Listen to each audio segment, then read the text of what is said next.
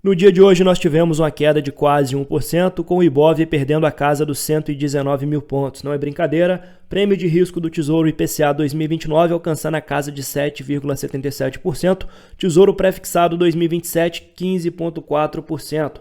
Galera, o cenário é turbulento e pode ainda piorar. E esse cenário de instabilidade deve se perpetuar ao longo do ano de 2025. Alguns analistas destacam que o câmbio deve pressionar a inflação e a XP vê a Selic terminal em 15,5%. Os analistas também postergaram o início do ciclo de corte de juros para 2026, então com certeza o Ibov deverá seguir estressado ao longo do ano de 2025. Diante dessas informações, é interessante para o pequeno investidor continuar insistindo no investimento em ações ou melhor mudar o foco para os títulos da renda fixa. Galera, muito cuidado para não cometer grandes erros com seus investimentos agora. Vou trazer para vocês 7 pontos importantes, falando não só sobre o cenário, mas também algumas empresas muito interessantes com dividend yield on cost muito atrativo já para o curto e médio prazo.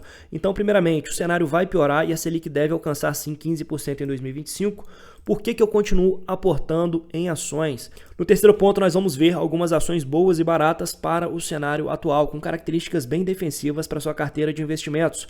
Quarto ponto, CPFL Energia, grandes dividendos já no curto prazo. Quinto ponto, Copasa voltou a ser oportunidade nos preços atuais. Sexto ponto, Itaúsa não para de cair. Hora de acumular mais ações ou melhor, aguardar um pouco. Sétimo e último ponto, Banco do Brasil é o banco mais barato da Bolsa hoje, com excelentes perspectivas de dividendos.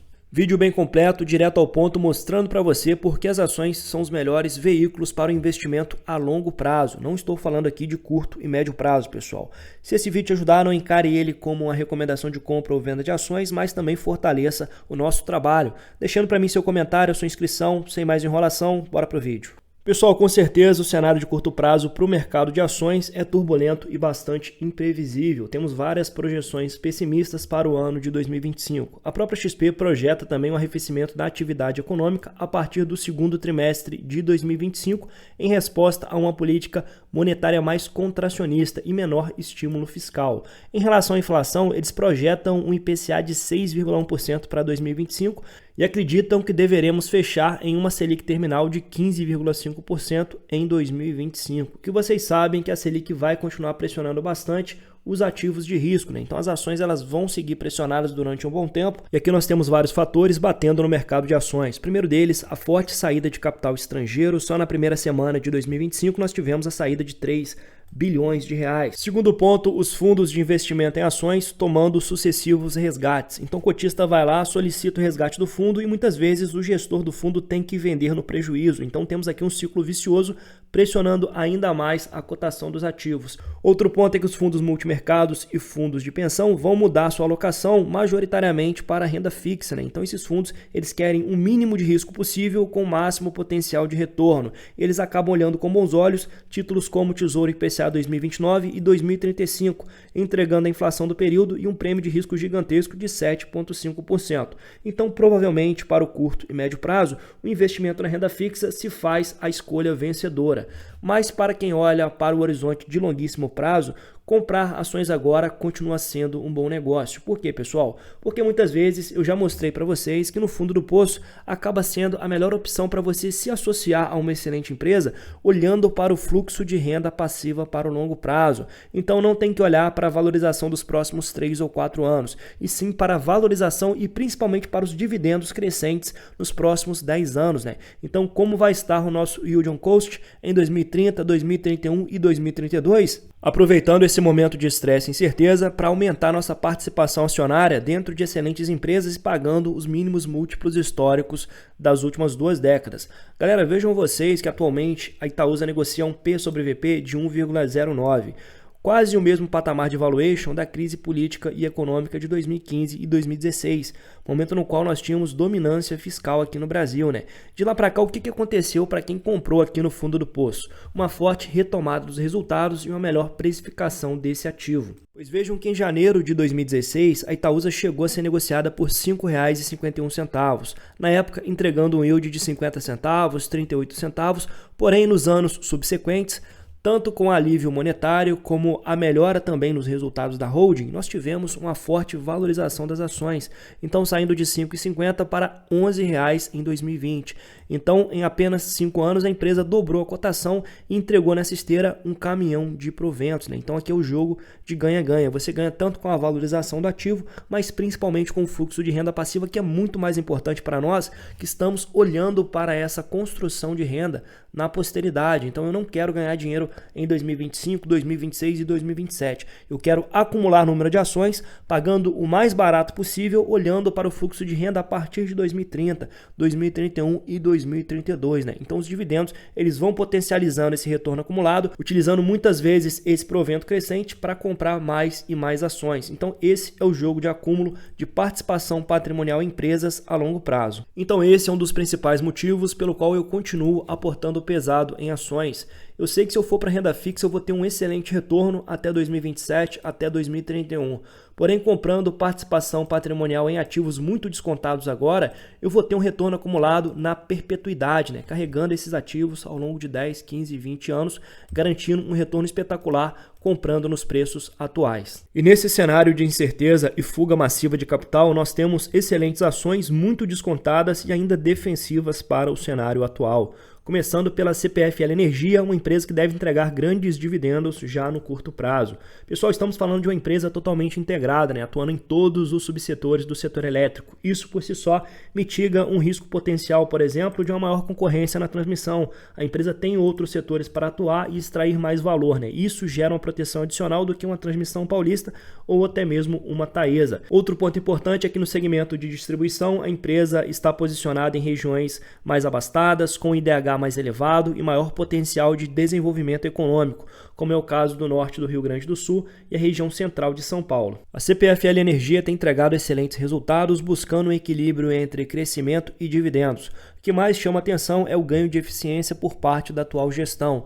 A gente consegue ver isso claramente refletido no ganho da margem EBITDA, né? Que é a margem de lucro das operações. Então a gente vê essa margem EBITDA crescendo, mostra que a gestão operacional da empresa é muito competente. E a gestão na alocação de recursos e no equilíbrio financeiro a gente vê aqui na margem líquida. Então a companhia que não anda extremamente alavancada, ela consegue manter uma alavancagem mais controlada e isso vai gerando a expansão da margem líquida. Então na margem líquida nós temos a síntese do ganho de eficiência da empresa, que está de uma margem líquida de 4% em 2017, alcançando agora 13,3% em 2024. Galera, vejam só esse gráfico de crescimento de lucros e dividendos dos últimos 5 anos. Isso mostra mais uma vez o nível de qualidade da gestão, uma das poucas empresas do setor elétrico que trabalham com ROI superior a 20% e ROIC na casa dos 17%.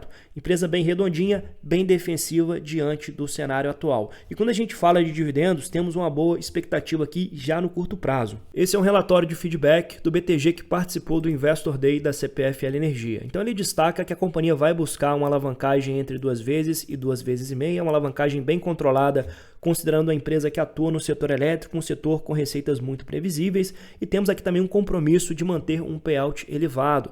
Vejam que com o objetivo de manter um equilíbrio entre crescimento e dividendos, a CPFL planeja manter um índice de payout de 70% a 80% nos próximos anos, e ainda avaliar as oportunidades de fusões e aquisições, né? Então a empresa pretende continuar crescendo e ainda distribuir bons proventos para os seus investidores. Essas duas características colocam definitivamente a CPFL Energia na prateleira das empresas boas pagadoras de dividendos para os próximos anos. Aqui nós temos o valuation simplificado da CPFL Energia, trabalhando com um ROI de 28% para 2025 e um crescimento de 8% nos seus lucros. Isso nos daria um PL de 6,2 vezes para o ano que vem e um lucro por ação de R$ 5,03. Caso a empresa de fato realize um payout de 70%, temos a expectativa de um dividendo por ação de R$ 3,77, um dividend yield superior a 11% na cotação atual desse ativo. Porém, eu daria um desconto aqui uma vez que o CAPEX vem se elevando, existe a previsão de algumas renovações de concessão do setor de distribuição para 2025, mas eu acredito que algo entre 8% e 9% é totalmente factível com as ações da CPFL Energia nessa faixa dos R$ 31 a R$ 32. Lembrando mais uma vez que nada nesse vídeo é uma recomendação de investimentos. Porém, se você deseja um acompanhamento mais próximo do mercado, evitando cometer grandes erros com seus investimentos, considere assinar o nosso canal por apenas R$ 4,99 para ter acesso ao nosso grupo do WhatsApp com cobertura diária do mercado, alguns valuations que eu trago exclusivamente para o clube de membros, vídeos exclusivos todos os finais de semana, além do acesso à minha planilha pessoal de investimentos, onde eu estabeleço as melhores ações para investir a longo prazo, o meu preço teto pessoal para aportes e a minha projeção de dividendos. Se fizer sentido para você, fica aí o convite, vamos continuar o nosso vídeo. Falando agora da Copasa, será que essa ação voltou a ser oportunidade na cotação atual? Atualmente a Copasa vem sendo negociada a R$ 21,49. Dando uma olhada aqui nos principais indicadores fundamentalistas, a empresa entregou quase 13% de dividend yield na cotação atual no ano de 2025. Galera, vejam que nós temos uma grande oscilação aqui. A mínima das últimas 52 semanas está na casa dos R$ 17,84 e a máxima na casa dos R$ 25,50. Então a gente percebe que a ação recuou bastante nos últimos dias. Atualmente a empresa vem sendo negociada a um preço-lucro de 5,8 vezes, que me parece bastante descontada frente aos lucros que ela vem gerando em 2024. Um P sobre VP de uma vez, então a gente não está pagando muito caro para ser sócio da empresa aqui, e uma empresa que vem trabalhando com alavancagem bem controlada.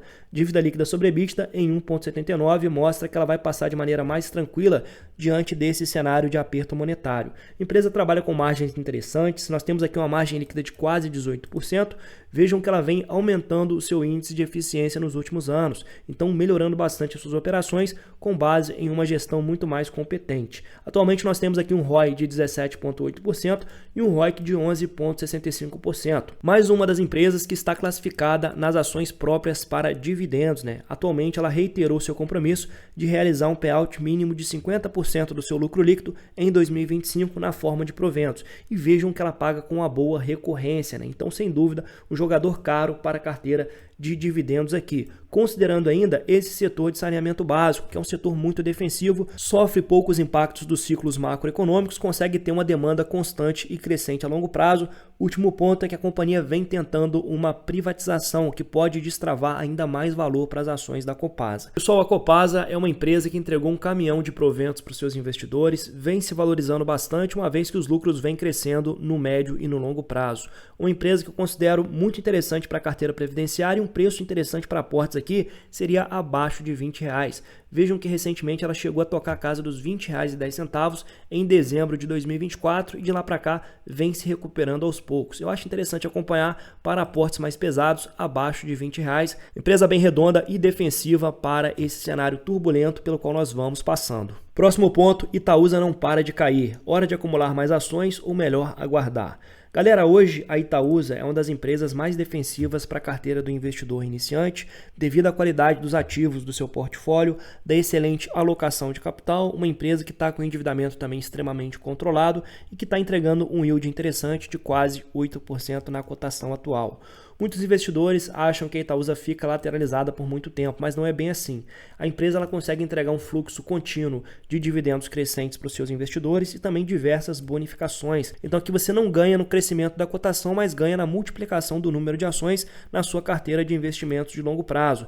E essas bonificações vão puxando para baixo também o seu preço médio, né? Aqui nós temos o exemplo da nossa própria carteira pública de investimentos. Vejam que compramos muita Itaúsa em 2022 e um pouco em 2023. Pagamos ali entre R$ 7,70, R$ 8,00, até R$ 8,10 eu comprei algumas ações da Itaúsa. Porém, nos últimos 3 anos eu recebi 3 bonificações da Itaúsa, 10% em 2022, 5% em 2023 e 5% em 2024. Veja que eu estou adquirindo mais ações sem tirar dinheiro do meu próprio bolso. Essa dinâmica puxa para baixo o meu preço médio. Então vejam que eu paguei algo entre R$ 7,70 e R$ 8,00 na Itaúsa e hoje o meu preço médio é R$ 7,06, sem contar o desconto dos dividendos, né? Se a gente considerar os dividendos, o preço médio ajustado seria R$ 6,12. Então vejam como você não consegue perceber esse crescimento patrimonial, mas o crescimento do número de ações e os dividendos distribuídos vão impulsionando a rentabilidade da sua carteira. Nós estamos com a rentabilidade acumulada de 38% em Itaúsa, mesmo com essa queda abrupta dos últimos 2 meses, né? Então vejam como é importante pagar barato e sempre se manter comprado em bons ativos. A remuneração vai acontecendo em várias frentes, por isso que eu sempre falo para vocês, boas ações a gente não vende, a gente vai acumulando a longo prazo, porque a intenção é que esse fluxo de renda passiva, esses dividendos, sigam crescendo também na perpetuidade. Por fim, nós temos aqui as ações do Banco do Brasil. Seria esse o banco mais barato da Bolsa? Galera, sem dúvida, olhando para os múltiplos do Banco do Brasil, não dá para falar que o banco não está barato, né? Pelo contrário, está muito barato, trabalhando com preço-lucro de 4,3 vezes e um P sobre VP de 0,77. Então aqui você compra um banco com vantagens competitivas, com um forte apelo junto ao agronegócio, uma forte ligação também com o funcionalismo público, que gera uma proteção adicional na sua concessão de crédito, e aqui você compra tudo isso com desconto de 23%. O banco que está entregando um ROI próximo de 20% e entregou um dividend yield de quase 11% nos últimos 12 meses.